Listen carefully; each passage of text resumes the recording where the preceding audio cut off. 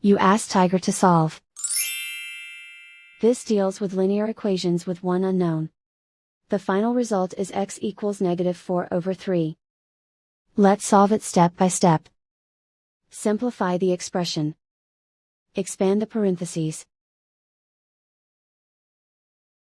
Simplify the arithmetic. Expand the parentheses. Multiply the coefficients. Simplify the arithmetic.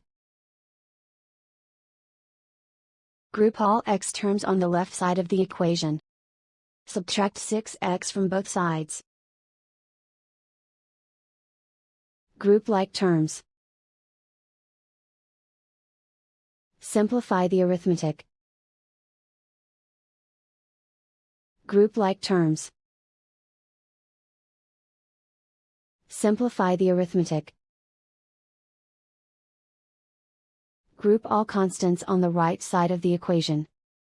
Add 6 to both sides. Simplify the arithmetic.